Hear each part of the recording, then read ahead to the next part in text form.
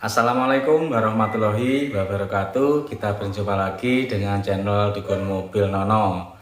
Di kesempatan kali ini kita akan membahas tentang modifikasi mobil untuk meningkatkan performa. Nah, saya sengaja membuat video ini karena kita lagi kedapatan di bengkel itu ada mobil yang sudah 3 kali itu turun mesin. Dan mobil tersebut itu selalu rusak, sering rusak setiap kali dipakai ya teman-teman ya. Jadi kendalanya itu kemarin itu mesinnya itu sudah kita bongkar, kita teliti-teliti. Dan kita itu juga sudah telepon sama pemiliknya. Jadi videonya sudah saya tayangkan kemarin. Saya telepon pemiliknya, perbaikannya itu dari awal bongkar pertama sampai ketiga itu kendalanya gimana.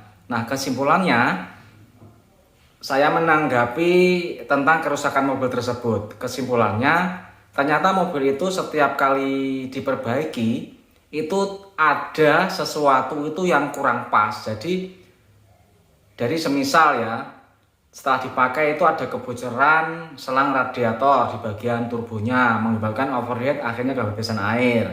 Terus selain itu, waktu dibongkar itu ternyata setelah dipasang ada gelembung-gelembung udara di radiatornya.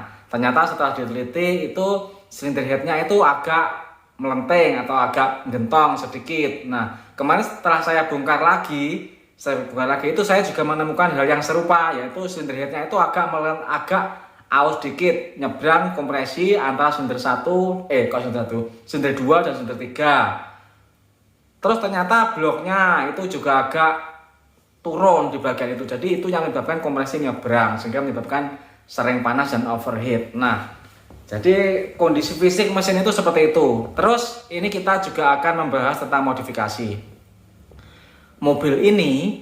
Ternyata emang ada modifikasi untuk meningkatkan performa. Jadi rotor head itu diganti dari 11 mili menjadi 13 mili. Menurut cerita dari pemiliknya, sebelum dirubah ke 13 mili, ini mobilnya itu kalau kecepatan sudah 130 itu seperti suara ketukan ya. Jadi disitulah akhirnya diganti rotor head 13 mili. Nah setelah diganti rotor head 13 mili itu sampai 150 bablas saja. Jadi performanya itu menjadi meningkat drastis ya, performanya meningkat drastis, tenaganya menjadi jauh lebih bagus, performanya menjadi maksimal.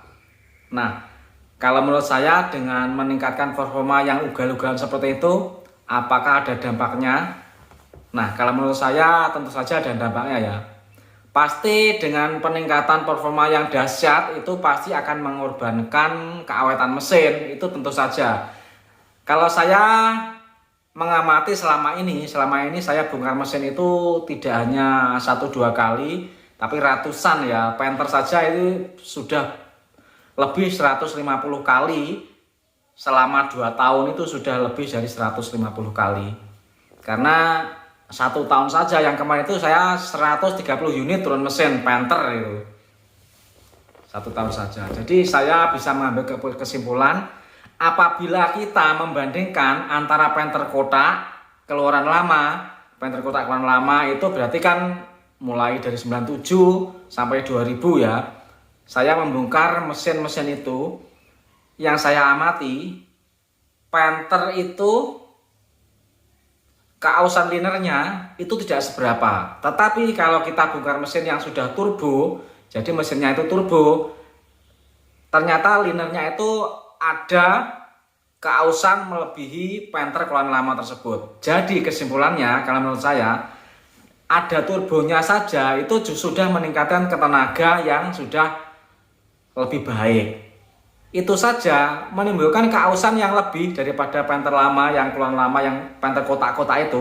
Panther kotak-kotak itu apabila ngobos, ketika dibongkar itu keausan linernya cuma sedikit. Tapi kalau yang sudah turbo itu keausan linernya sudah lebih banyak daripada yang kotak. Kesimpulannya, dengan adanya turbo, walaupun tenaganya itu meningkat lebih baik, Tapi karena bahan liner, bahan seker, bahan ring seker, antara yang penter keluaran lama kotak sama yang kapsul turbo itu bahannya sama ya. Jadi tidak ada upgrade kualitas spare part. Jadi kualitas liner, kualitas seker, kualitas ring seker itu sama antara yang kotak dan yang turbo kapsul itu sama. Yang terjadi adalah keausan yang turbo itu lebih banyak daripada yang kotak. Jadi kesimpulannya, setiap kali penambahan atau upgrade komponen menjadikan tenaga tersebut menjadi meningkat signifikan. Itu yang dikorbankan adalah keaweten bahan. Karena dengan menambahkan turbo tersebut tanpa di upgrade dengan kualitas peningkatan bahan, sekernya tetap kualitas yang sama dengan sebelumnya, linernya juga tetap kualitas yang sama sebelumnya. Hal tersebut menimbulkan keausan yang lebih banyak. Jadi apabila mobil itu di-upgrade, semisal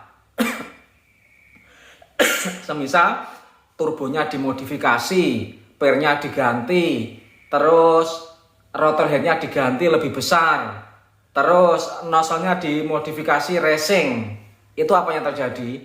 Tenaganya itu akan menjadi berlipat-lipat dan kita akan tidak terasa membecek pedal gas itu. Sepertinya rasanya itu mesin itu tidak ada ngoyo-ngoyonya.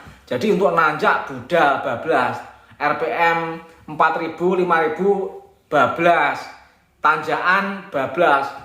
Kita tidak merasakan ya mesin itu sengsaranya seperti apa, itu kita tidak merasakan karena tenaganya oke-oke saja. Nah, tapi itu akan ketahuan setelah mobil itu rusak dan dibongkar. Itu pasti ada yang kalah ya. Jadi keausannya akan jauh lebih besar. Jadi ini berdasarkan fakta selama ini yang saya amati. Antara yang turbo dan yang belum turbo itu saja untuk partnya itu masih awet yang belum turbo ya, yang belum turbo. Itu poin yang pertama. Nah, di sini banyak sekali pengguna itu yang bernafsu untuk memodifikasi mesinnya supaya lain dari yang lain, supaya tenaganya beda dari teman-temannya. Merubah rotor head, wastegate turbo diganjal biar tendangan udara ke manifolnya masuk ke ruang bakar lebih banyak, memasukkan udara yang lebih banyak ke ruang bakar dan menambah pasokan solar yang lebih banyak ke ruang bakar untuk diledakkan di situ. Itu akan terjadi peningkatan tenaga yang luar biasa.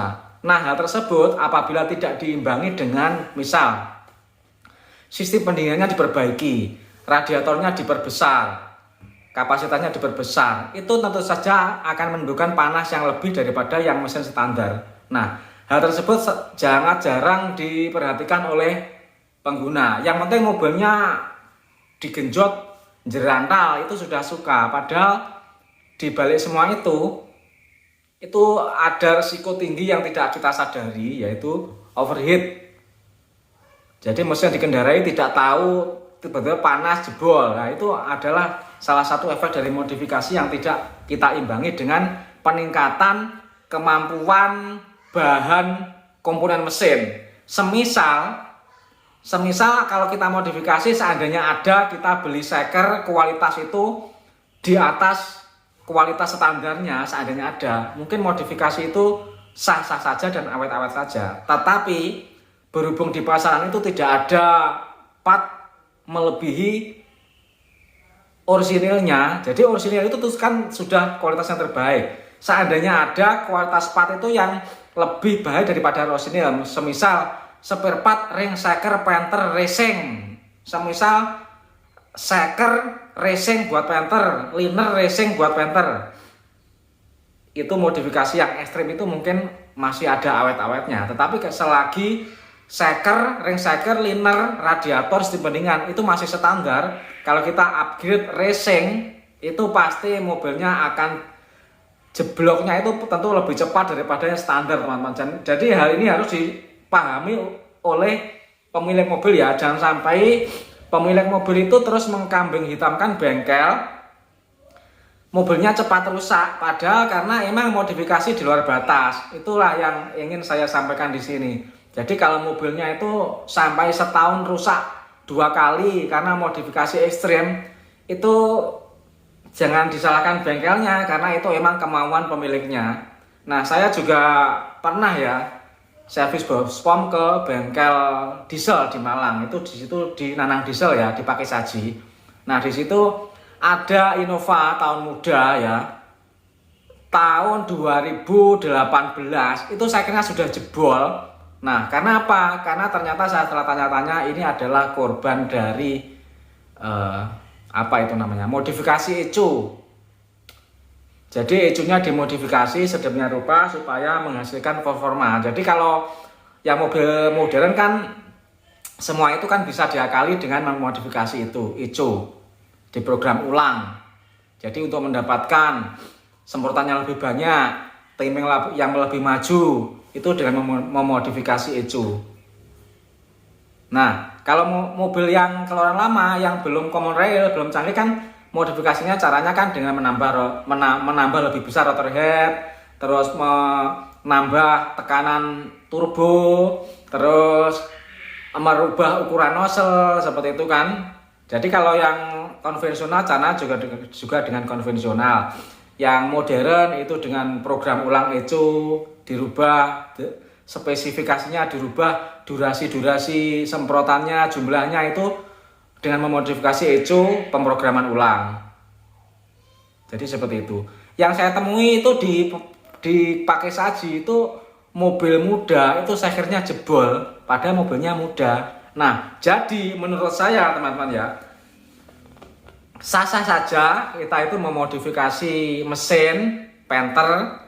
Kalau emang dipakai untuk balapan ya nggak apa-apa. Kalau dipakai untuk balapan Panther misalnya, kita modifikasi ekstrim itu nggak masalah karena kan pakainya cuma buat balapan saja, tidak dipakai setiap hari. Tetapi kalau dipakai setiap hari itu saya lebih suka dan lebih menyarankan mobil itu disetel standar saja. Karena kita pakainya itu tiap hari, tidak hanya pada saat kita balapan saja. Kalau pakainya tiap hari kan otomatis pemakainya juga biasa-biasa saja ya. Itu pasti akan awet, mobilnya dipakai puluhan tahun nggak apa-apa. Tapi kalau mobilnya dipakai tiap hari terus dimodifikasi secara ekstrim, ya jangan berharap mobilnya itu awet sampai puluhan tahun. Mungkin 5 tahun sudah jebol. Jadi seperti itu. Jadi jangan sampai kita itu menyalahkan bengkel kalau kita itu berkeinginan untuk merubah-rubah spesifikasi dari mobil tersebut, dari mesin tersebut sesuai dengan keinginan kita. Karena sesungguhnya pabrik tidak menyarankan hal tersebut karena sudah ada kemampuannya itu sudah diuji. Pabrik merancang kemampuan bahan, kemampuan spare part itu sudah disesuaikan dengan performanya. Jadi sudah disesuaikan dengan performanya, tidak akan melebihi RPM sekian, tidak akan melebihi daya sekian, itu sudah diatur oleh pabriknya. Nah, kita sebagai pengguna bernafsu untuk merubah tersebut. Merubah tenaganya melebihi dari standarnya. Putarannya melebihi standarnya. Jadi seperti itu sebenarnya yang merusak. Jadi kalau sudah seperti ini, mobil itu rusak belum pada waktunya, 5 tahun sudah rusak, 2 tahun sudah rusak, itu jangan salahkan bengkelnya, tapi salahkan diri sendiri teman-teman ya. Jadi kita harus introspeksi, kenapa kok mobil saya rusak belum waktunya. Kalau ternyata itu kita emang melakukan modifikasi yang ekstrim, ya kita harus berlapang dada. Itu rusak karena kemauan kita, bukan karena perbaikan bengkelnya yang kurang pas ya teman-teman ya. Jadi seperti itu. Oke teman-teman, jadi ini kita di sini sharing begini hanya sekedar untuk memberi pertimbangan kepada teman-teman semuanya. Kita itu memakai mobil itu untuk keperluan apa? Keperluan harian atau keperluan balap? Kalau keperluan harian ya setel saja harian. Kalau keperluan balap ya setel saja balap. Tapi setelan balap itu tidak bisa dipakai sehari-hari. Tidak bisa dipakai harian. Zaman dulu saja ketika masih musimnya balap liar, sepeda motor Volkswagen Fish Air itu dimodifikasi sedemikian rupa supaya bisa menjerantal seperti mobil yang harganya mahal. Itu saja partnya itu juga sudah dirubah, bukan standarnya lagi. Jadi dirubah yang racing, itu saja juga tidak bisa dipakai setiap hari. Karena kalau dipakai setiap hari juga jebol, karena ya seperti itu, performanya sudah di luar batas. Jadi seperti itu. Oke teman-teman, demikianlah sharing kita siang ini tentang modifikasi. Jadi segala sesuatu modifikasi itu pasti ada yang digabungkan. Semoga teman-teman bisa menerima pendapat saya ini dan bisa memilih mana yang sesuai dengan kebutuhan, dipakai harian atau dipakai balap. Salam sukses.